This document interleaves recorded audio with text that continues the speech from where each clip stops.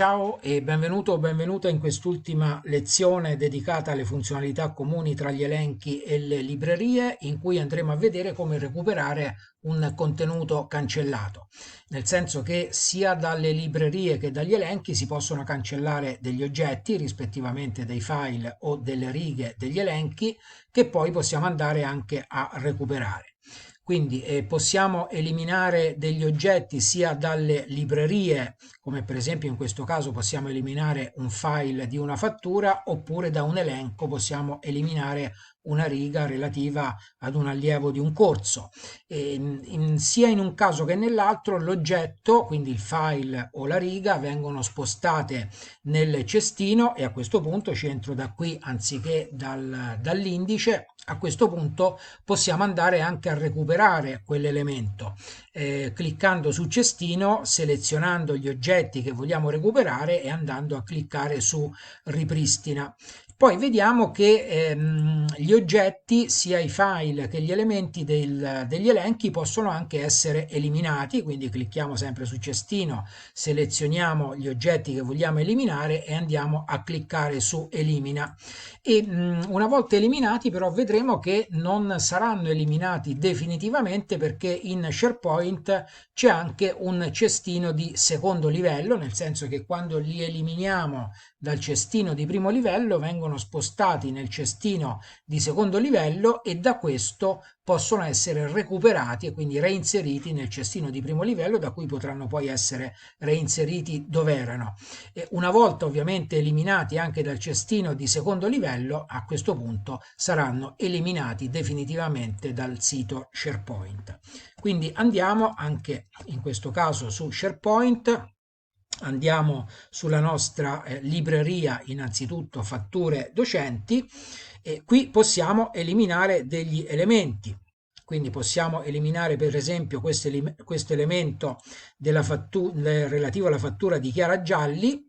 Ci andiamo a cliccare, selezioniamo i puntini e andiamo a cliccare su elimina. A questo punto l'elemento è stato eliminato, andiamo nel cestino, troviamo la fattura di Chiara Gialli, la selezioniamo e da qui possiamo andare a ripristinare la fattura di Chiara Gialli dove si trovava precedentemente. Come puoi notare, qui c'è il percorso in cui si trovava e in cui verrà ripristinata se andiamo a cliccare su ripristina.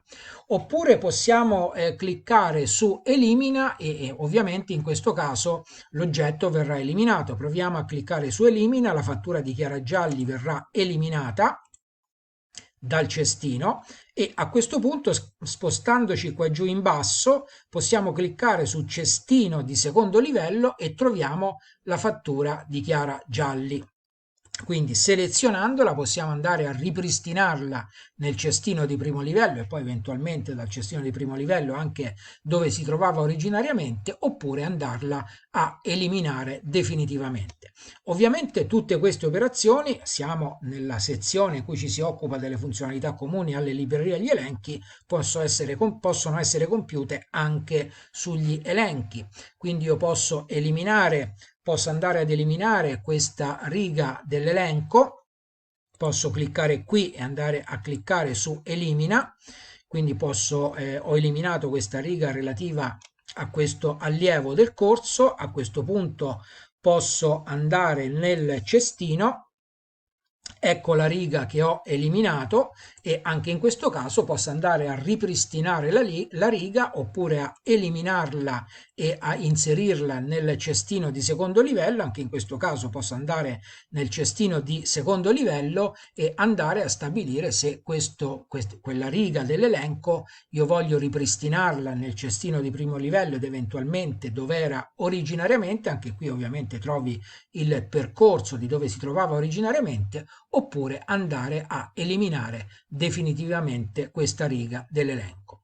Quindi anche la funzionalità del recupero degli elementi dopo che sono stati messi nel cestino l'abbiamo vista e quindi possiamo dire conclusa questa sezione. Ti aspetto nella prossima lezione. Ciao!